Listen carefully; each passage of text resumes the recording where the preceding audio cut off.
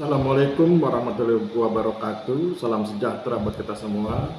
Perkenalkan, saya Aristiono Nugroho, Associate Professor di Sekolah Tinggi Pertanahan Nasional.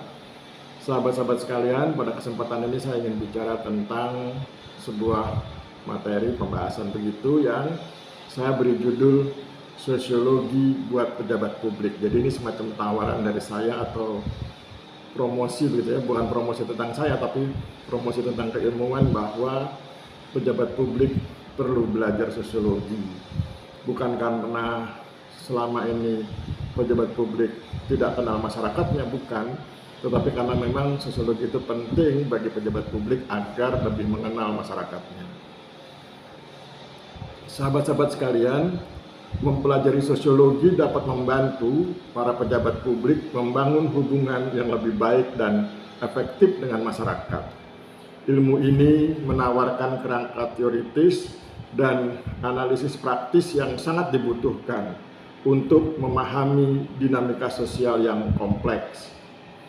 Sosiologi adalah ilmu yang mempelajari masyarakat yang meliputi struktur masyarakat, interaksi sosial, perilaku masyarakat, dan lain-lain. Bagi pejabat publik, ilmu ini bukan sekedar teori, melainkan alat praktis untuk mengambil kebijakan yang tepat sasaran. Berikut ada beberapa alasan utama mengapa sosiologi sangat penting bagi pejabat publik. Pertama, tentang keberagaman sosial.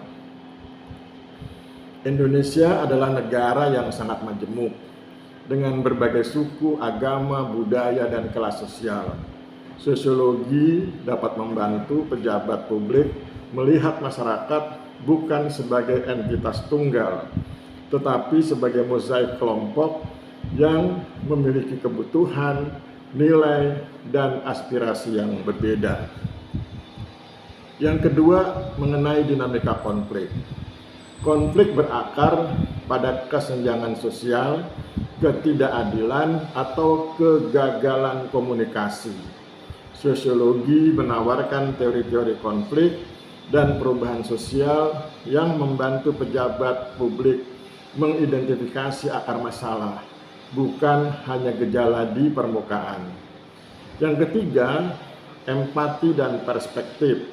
Sosiologi mengajarkan pentingnya melihat isu dari sudut pandang masyarakat, terutama kelompok yang rentan atau terpinggirkan. Dengan pemahaman ini, pejabat publik bisa mengembangkan empati dan membuat kebijakan yang lebih inklusif. Yang keempat, komunikasi nonverbal dan simbolik. Konflik seringkali dipicu oleh miskomunikasi atau salah dalam berkomunikasi. Sosiologi juga menyoroti pentingnya simbol dalam interaksi sosial. Pejabat yang memahami hal ini akan lebih berhati-hati dalam setiap tindakan dan pernyataan mereka. Yang kelima, analisis dampak sosial. Sebelum membuat kebijakan, sosiologi mendorong pejabat publik untuk melakukan analisis dampak sosial. Ini artinya mereka harus mempertimbangkan bagaimana sebuah kebijakan akan mempengaruhi berbagai lapisan masyarakat, mulai dari dampak ekonomi, budaya, hingga psikologis. Yang keenam, partisipasi masyarakat. Sosiologi mengajarkan bahwa kebijakan yang berhasil yaitu kebijakan yang melibatkan partisipasi aktif dari masyarakat. Pejabat yang memahami sosiologi akan lebih terbuka terhadap masukan dan membangun mekanisme partisipasi yang efektif. Sahabat-sahabat sekalian, dengan demikian kita paham ada 6 alasan mengapa sosiologi itu penting untuk dipelajari oleh para pejabat publik. Saya ulangi, ada 6 alasan. Alasan pertama, keberagaman sosial. Alasan kedua, dinamika konflik. Alasan ketiga, empati dan perspektif. Alasan keempat, komunikasi nonverbal dan simbolik. Alasan kelima, analisis dampak sosial. Dan alasan yang keenam adalah partisipasi masyarakat. Itu 6 alasan yang kemudian menjadi semacam masukan buat para pejabat publik agar berkenan belajar sosiologi. Sahabat-sahabat sekalian, penerapan sosiologi di kalangan pejabat tidak harus formal dalam bentuk pendidikan tinggi. Mereka tidak harus jadi sarjana sosiologi, tidak harus. Dan tidak harus jadi sosiolog juga, tidak harus. Tetapi mereka harus mengerti, memahami tentang sosiologi, terutama yang berkaitan dengan teknik interaksi sosial dan teknik komunikasi massa. Sahabat-sahabat sekalian, dalam rangka mendorong para pejabat publik berkenan belajar sosiologi, ada beberapa hal yang bisa dilakukan. Misalnya, pertama, pelatihan dan lokakarya, yaitu mengadakan pelatihan singkat tentang sosiologi terapan, resolusi konflik, dan analisis kebijakan publik yang berperspektif sosiologi. Yang kedua, studi kasus dan dialog, yaitu menganalisis studi kasus konflik sosial yang pernah terjadi di Indonesia dan mendiskusikannya dengan sosiolog dan perwakilan masyarakat. Yang ketiga, keterlibatan langsung di lapangan, yaitu mendorong pejabat publik untuk lebih sering turun ke lapangan, berinteraksi langsung dengan masyarakat, dan mendengarkan keluhan masyarakat secara aktif.